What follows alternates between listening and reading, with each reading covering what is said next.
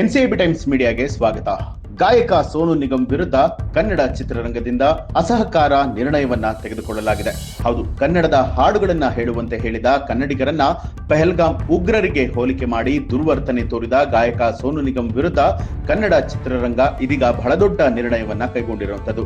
ಕನ್ನಡ ಚಿತ್ರರಂಗದಿಂದ ಜೀವನ ಕಟ್ಟಿಕೊಂಡ ಹಿಂದಿ ಗಾಯಕ ಸೋನು ನಿಗಮ್ ಕಾಲೇಜೊಂದರ ಕಾರ್ಯಕ್ರಮಕ್ಕೆ ಬಂದು ಕನ್ನಡದ ಹಾಡುಗಳನ್ನ ಹೇಳುವಂತೆ ಕೇಳಿದ ಕನ್ನಡಿಗರನ್ನ ಉಗ್ರರಿಗೆ ಹೋಲಿಕೆ ಮಾಡಿ ಕುಚೇಷ್ಟೆಯನ್ನ ಮೆರೆದಿದ್ರು. ಇದರ ಬಳಿಕ ಕನ್ನಡ ಪರ ಸಂಘಟನೆಗಳು ಕ್ಷಮೆಯನ್ನ ಕೋರಬೇಕು ಅಂತ ಹೇಳಿ ಆಗ್ರಹಿಸಿದ ನಂತರ ಕ್ಷಮೆ ಕೇಳದೆ ತನ್ನ ಹೇಳಿಕೆಗೆ ಸ್ಪಷ್ಟನೆ ಕೊಡುವಂತದರ ಜೊತೆಗೆ ಮತ್ತೊಮ್ಮೆ ಕನ್ನಡಿಗರನ್ನ ಪುಂಡರು ಅಂತ ಹೇಳಿ ಮತ್ತೊಂದು ವಿಡಿಯೋವನ್ನ ಮಾಡಿ ಕೂಡ ಹರಿಬಿಟ್ಟಿದ್ರು.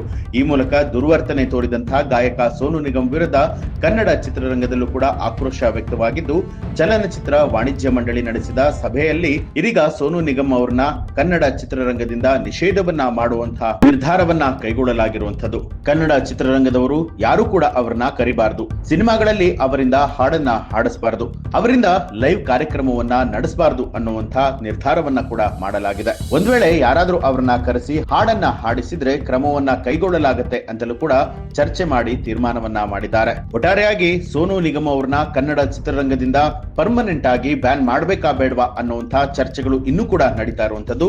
ಇದರೆಲ್ಲದರ ನಡುವೆ ಇದೀಗ ಸೋನು ನಿಗಮ್ ಸಾಮಾಜಿಕ ಮಾಧ್ಯಮದ ಮೂಲಕ ಕೊನೆಗೂ ಕೂಡ ಕ್ಷಮೆಯನ್ನ ಕೇಳಿದ್ದಾರೆ. ಕನ್ನಡಿಗರ ಪ್ರೀತಿಗಿಂತ ನನ್ನ ಅಹಂಕಾರ ದೊಡ್ಡದಲ್ಲ ಅಂತ ಹೇಳಿ ಅವರು ಪೋಸ್ಟ್ ನಲ್ಲಿ ಬರೆದುಕೊಂಡಿದ್ದಾರೆ.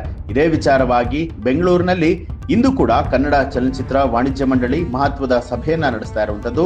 ಕ್ಷಮೆ ಕೇಳಿದ ಸೋನು ನಿಗಮ್ ಅವ್ರನ್ನ ಕನ್ನಡಿಗರು ಕ್ಷಮಿಸ್ತಾರಾ ಅಥವಾ ಅವ್ರನ್ನ ಪರ್ಮನೆಂಟ್ ಆಗಿ ಬ್ಯಾನ್ ಮಾಡ್ತಾರಾ ಅನ್ನುವಂಥದ್ದನ್ನ ಇನ್ನಷ್ಟೇ ಕಾದು ನೋಡಬೇಕಾಗಿದೆ.